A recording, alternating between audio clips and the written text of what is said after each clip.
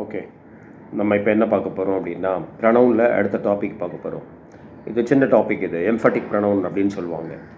அதாவது தமிழில் வலியுறுத்தும் பிரதிபெயர் சொல், வலியுறுத்தும் பிரதிபெயர் சொல் அப்படின்னு சொல்லுவோம். இதில் என்ன பார்க்க போகிறீங்க அப்படின்னா, இந்த செல்ஃபை வச்சு முடிகிற வார்த்தைகள், my self, him self, her self, it self, இந்த மாதிரி செல்ஃபை வச்சு முடிகிற வார்த்தைகள் ஒரு 7 இருக்குது. அந்த புக்கில் கொடுத்துருக்கேன். அதை வச்சு தான் இப்போ நம்ம சென்டென்ஸ் எப்படின்னு பார்க்க போகிறோம். ஃபர்ஸ்ட் என்ன கொடுத்துருக்கேன், I myself keep silent அப்படின்னு கொடுத்துருக்கேன். நானே சைலண்ட்டாக இருக்கேன், I myself keep silent. I myself ரெண்டும் சேர்ந்து ஒரே மீனிங், நானே அப்படின்னு வரும். அடுத்து we ourselves made it அப்படின்னா நாங்களே இதை செய்தோம். வி அவர் செல்ஸ்னால் என்ன அர்த்தம், நாங்களே அப்படின்னு அர்த்தம். அடுத்து you yourself can do this sum அப்படின்னா நீயே இந்த சம் போடலாம், இது கஷ்டம் கிடையாது, நீயே போடலாம் அப்படின்னு அர்த்தம். அடுத்தது தி ஆஸ் போட்டிருக்கேன். அடுத்து it itself does not kick. It itself does not கிக்னா அதுவே உதைக்கலை அப்படின்னு அர்த்தம். It itself does not கிக்னா அதுவே உதைக்கலை. எதுவே உதைக்கலை, அந்த நம்ம இட்டுக்கு ஒரு பேர் கொடுக்குறோம், ass. Ass itself does not கிக்னா கழுதையே உதைக்கலை அப்படின்னு அர்த்தம்.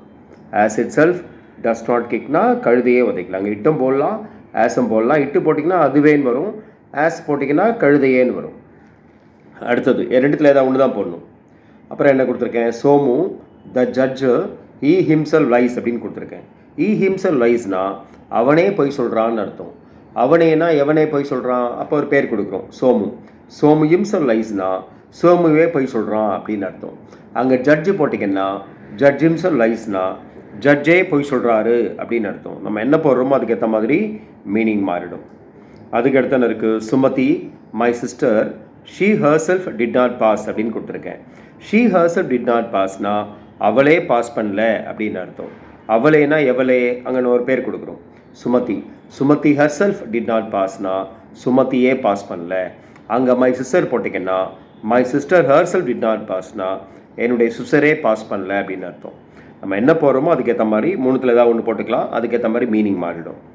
அதுக்கு அடுத்து என்ன கொடுத்துருக்கேன், மை பேரண்ட்ஸ். மை பேரண்ட்ஸ்க்கு அப்புறம் தே themselves to not understand me. They themselves அப்படின்னா அவர்களே அப்படின்னு அர்த்தம். அதாவது அவங்களே என்ன புரிஞ்சுக்கல அப்படின்னு நம்ம தமிழில் பேசுவோம்ல, அதாவது அந்த தேனா யார், ஒரு பேர் கொடுக்குறோம், my parents. My parents themselves don't understand Meena என்னுடைய பேரண்ட்ஸே என்னை புரிஞ்சுக்கல அப்படின்னு அர்த்தம். அவங்க ஃப்ரெண்ட்ஸ் போட்டிங்கன்னா my friends themselves don't understand Meena என்னுடைய ஃப்ரெண்ட்ஸே என்ன புரிஞ்சிக்கல. ஸோ அங்கே நீங்கள் என்ன போடுறீங்களோ அதுக்கேற்ற மாதிரி மீனிங் மாறிடும். அதுக்கடுத்து பாருங்கள் என்ன கொடுத்துருக்கேன், எஸ்டர்டே இட் செல்ஃப் அப்படின்னு கொடுத்துருக்கேன். எஸ்டர்டே இட் செல்ஃப் அப்படின்னா நேத்தே அப்படின்னு அர்த்தம். தட் டே இட் செல்ஃப்னா என்ன அர்த்தம், அன்னைக்கே அப்படின்னு அர்த்தம். நவ் இட் செல்ஃப்னா என்ன அர்த்தம், இப்போவே அப்படின்னு அர்த்தம். இன் அமெரிக்கா இட் செல்ஃப் அப்படின்னா அமெரிக்காலேயே அப்படின்னு அர்த்தம். தேர் இட் செல்ஃப் அப்படின்னா அங்கேயே. லாஸ்ட் மந்த் இட் செல்ஃப் அப்படின்னா போன மாதமே. திஸ் இட் செல்ஃப் அப்படின்னா இதுவே. இன் தி ஆஃபீஸ் இட் செல்ஃப் அப்படின்னா ஆஃபீஸ்லேயே அப்படின்னு அர்த்தம். ஸோ இதை எப்படின்னா சும்மா நம்ம ஒரு சென்டென்ஸில் அப்படியே பின்னால் போட்டுக்கலாம். நான் நேற்றே சொன்னேன் அப்படின்னா I told yesterday itself. நான் அன்னைக்கே சொன்னேன் அப்படின்னா I told that day itself. Now it செல்ஃப்னா இப்போவேன்னு அர்த்தம். எனக்கு இப்போவே இந்த சிம் கார்டை ஆக்டிவேட் பண்ணணும் அப்படின்னா activate the SIM card now itself அப்படின்றோம்ல. இந்த மாதிரி ஒரு சென்டென்ஸில் இது பின்னாடி சேர்த்திங்கன்னா இந்த மாதிரி ஒரு மீனிங், ஒரு அர்த்தமுள்ள வாக்கியம் கிடைக்கும். நீங்கள் தெரிஞ்சிக்க வேண்டியது இந்த வார்த்தைகள், இந்த 7 வார்த்தைகள் ஞாபகம் வச்சுங்க. My self, him self, her self, இதெல்லாமே ஞாபகம் வச்சுங்க.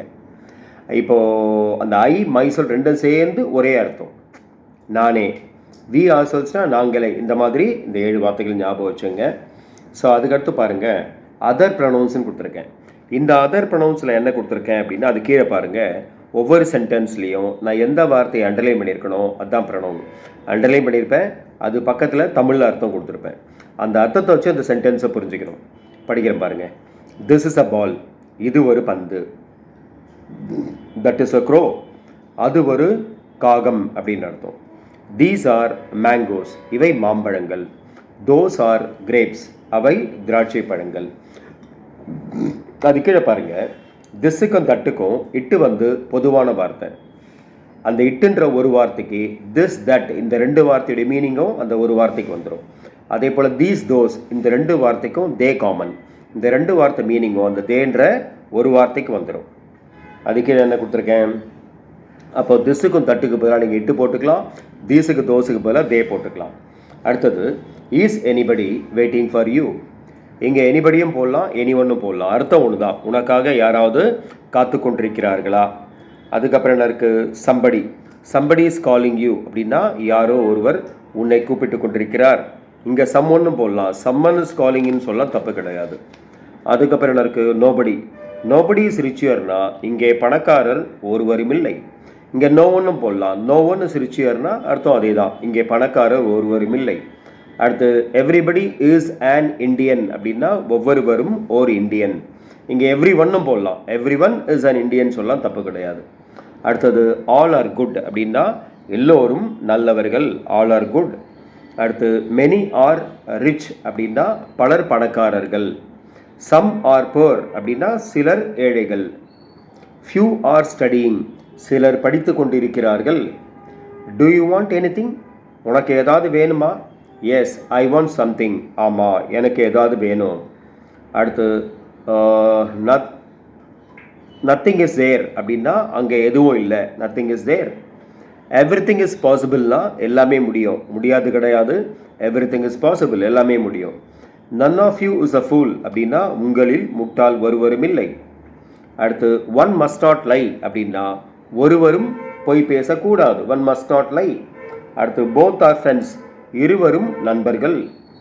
Each of you will pass அப்படின்னா உங்களில் ஒவ்வொருவரும் தேர்ச்சி பெறுவீர்கள். அடுத்து whoever it is what for me அப்படின்னா யாராக இருந்தால் எனக்கு என்ன அப்படின்னு நம்ம தமிழில் பேசுவோம், அந்த மாதிரி வரும். அடுத்து டேக் வாட் எவர் யூ வாண்ட்னா உனக்கு என்ன வேணுமோ எடுத்துக்கோ, take what ever you want அப்படின்னு வரும். ஸோ மற்றபடி இதில் ஒன்றும் இல்லை, அந்த அண்டர்மேடிக்கை பார்த்து தான் ப்ரொனவுன்ஸு, அதுக்கு பக்கத்தில் தமிழ் அர்த்தம் கொடுத்துருக்கேன், அந்த அர்த்தத்தை வச்சு அந்த சென்டென்ஸை புரிஞ்சுக்கணும். அப்புறம் வேறு என்ன இருக்குல்ல சொல்கிறதுக்கு.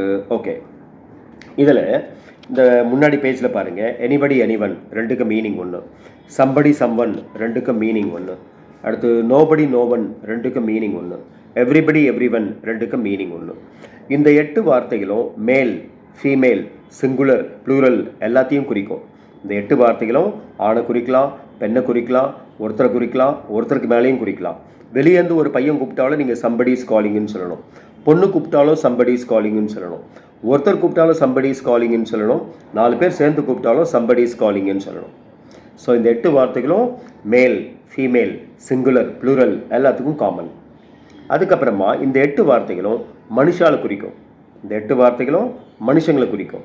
இந்த திங் வருது பாருங்கள், சம்திங், நத்திங், எனிதிங், எவ்ரிதிங், இந்த மாதிரி திங் வந்தால் இது மனுஷங்களை குறிக்காது. இப்போ நான் ஒரு ரூமை கை காமிச்சு somebody is inside, something is inside அப்படின்னு சொல்கிறேன், வித்தியாசம் இருக்குல்ல. யாரோ ஒருத்தர் உள்ளே இருக்காரு, ஏதோ ஒன்று உள்ளே இருக்குது அப்படின்னு அர்த்தம். ஸோ திங் வந்துச்சுன்னா இது மனுஷால குறிக்காது, ஞாபகம் வச்சுங்க. ஓகேவா? சரி, வேறு என்ன இருக்குது? இப்போ நம்ம படித்த ப்ரொனவுன்ஸ் எல்லாமே ஞாபகத்தில் இருக்கணும், அப்புறம் இன்னொரு விஷயம், இப்போ நீங்கள் அதர் ப்ரொனவுன்ஸ் படித்தோம்ல, இப்போ this, that, these, those, so இந்த மெனி, ஆல், சம், ஃபியூ இதெல்லாம் பார்த்தீங்க, இது எல்லாமே வந்து மோஸ்ட்லி நிறைய ப்ரொனவுன்ஸ் நான் சென்டென்ஸில் ஃபஸ்ட்டில் போட்டிருக்கேன், அதனால் ஃபஸ்ட்டில் தான் வரும்னு நினச்சிக்காதீங்க, என்ன லாஸ்ட்லேயே வரும். சரிங்களா? ஓகே, இப்போ என்ன பண்ணுறீங்க, இந்த எம்ஃபட்டிக் ப்ரொனவுன் இருக்குல்ல, இதில் மொத்தம் 7 இருக்கும். அந்த 7ல் ஏதாவது ஒரு 3 எடுத்துங்க, எடுத்துக்கிட்டு இதே மாதிரி சொந்த வாக்கியத்தில் எழுதுங்க. அதுக்கப்புறம் அந்த அதர் ப்ரொனவுன்ஸ் இருக்குல்ல, அதர் ப்ரொனவுன்ஸில் நிறைய இருக்குது, அதுலேருந்து ஏதாவது ஒரு 12 எடுத்துங்க, உங்கள் சாய்ஸ், ஏதாவது ஒரு 12 எடுத்துக்கிட்டு சொந்த வாக்கியத்தில் எழுதுங்க. அதில் ஒரு 3, இதில் ஒரு 12, மொத்தம் ஒரு 15 வார்த்தை எடுத்துக்கிட்டு சொந்த வாக்கியத்தில் எழுதி எனக்கு ஹோம்ஒர்க்கை செஞ்சு நாளைக்குள்ளே எனக்கு அனுப்புங்க. சரியா? ஓகே, இன்றைக்கி நான் இதோடு முடிக்கிறேன். நம்ம நாளைக்கு முக்கியமான டாபிக் இருக்குது, கடைசி டாபிக் ரிலேட்டிவ் ப்ரொனவுன், அது நம்ம நாளைக்கு பார்த்துடலாம். ஓகே.